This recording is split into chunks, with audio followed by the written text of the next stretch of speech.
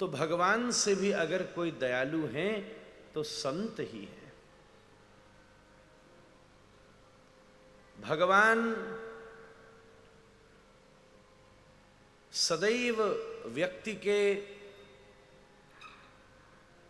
पाप और पुण्य का विचार कभी कभी कर लेते हैं। उसका कारण यह है कि ये सब विधान सीधे सीधे या घूम फिर करके श्री भगवान के द्वारा ही तो स्थापित हुए हैं। जिस मर्यादा को बनाने वाला व्यक्ति स्वयं अगर उस मर्यादा का उल्लंघन करे तो कैसे उसकी शोभा होगी।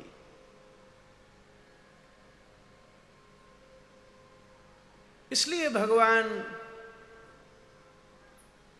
अनेक स्थानों पर गीता आदि शास्त्रों में भी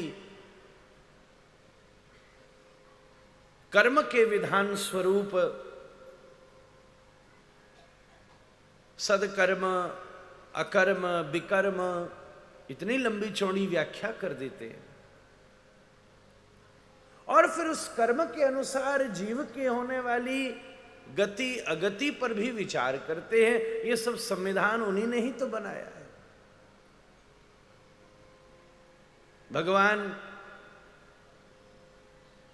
का स्वभाव भी यही है। इतना कर सकते हैं कि प्रारब्ध भोगने का बल प्रदान करें, पर सामर्थ्य होते हुए भी भगवान को यह अच्छा नहीं लगता कि वो प्रारब्ध को किसी व्यक्ति के जीवन में बाईपास कराए। ठाकुर जी का स्वभाव ही नहीं है। श्री कृष्ण एक सुदर्शन चला दें तो पूरे महाभारत के युद्ध का अपने आप विश्राम हो जाए।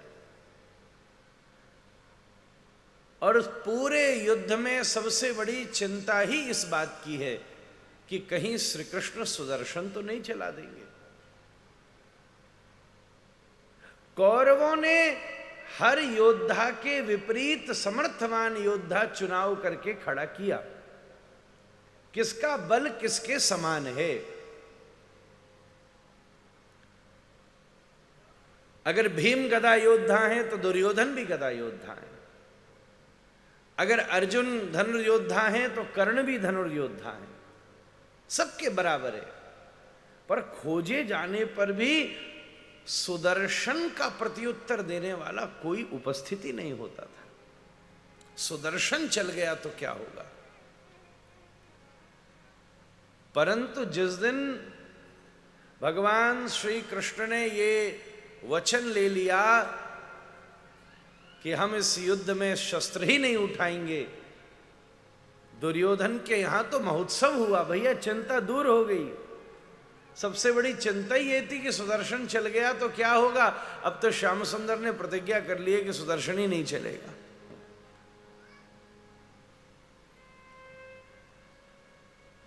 उस सुदर्शन में ऐसी सामर्थ्य है।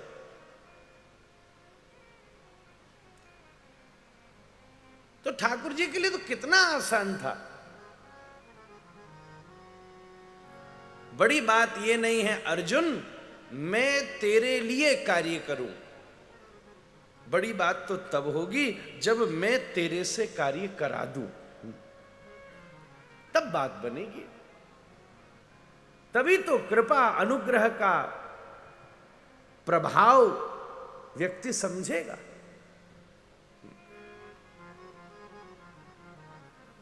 मैं तेरी बैसाखी नहीं बनना चाहता, मैं तेरा बल बनना चाहता हूं। दोनों चीजों में बहुत फर्क है। बैसाखी बनना बहुत आसान है। आज दुनिया में हर व्यक्ति अपनी अपूर्णता में कोई ना कोई बैसाखी ढूंढ रहा है। और कई बार इस भावना के कारण हमने धर्म और भक्ति को भी बैसाखी की तरह ही मान रखा है। श्री कृष्ण बोले मैं तेरी बैसाखी नहीं बनूंगा कि मैं तेरे लिए युद्ध करूं। हां, सारथी बनकर तेरा मार्गदर्शन करूंगा,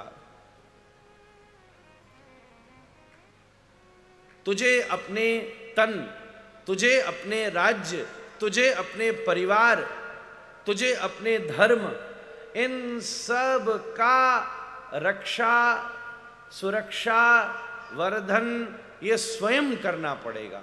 पर हां, तेरे मन का ध्यान में रख सकता हूं, वो मेरे बस की बात है।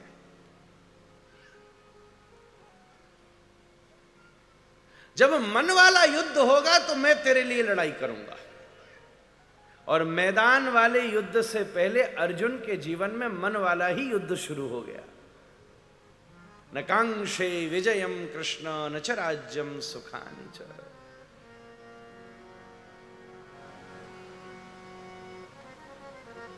भगवान की कृपा तब नहीं होती जब परिस्थिति बदलती है, भगवान की कृपा तो तब होती है जब परिस्थिति को देखने का नजरिया बदल जाता है। यह भी तो कृपा का ही स्वरूप है।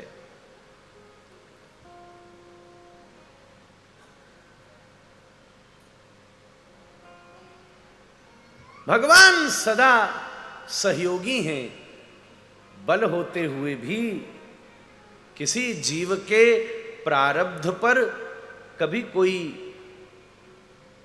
अतिक्रमण नहीं करते। ज्यादा से ज्यादा कुछ हो जाए तो एक ये विधान शास्त्र में अवश्य है कि वर्तमान कर्म के द्वारा पुण्येन वर्धते पापेन क्षीयते, इतना होता है। अगर व्यक्ति सदकर्म करता ही जा रहा है तो जीवन में आने वाली विपत्ति क्षणिक हो जाएगी, और अगर व्यक्ति जीवन में दुराचार करता जा रहा है तो वो विपत्ति और बड़ी होती चली जाएगी।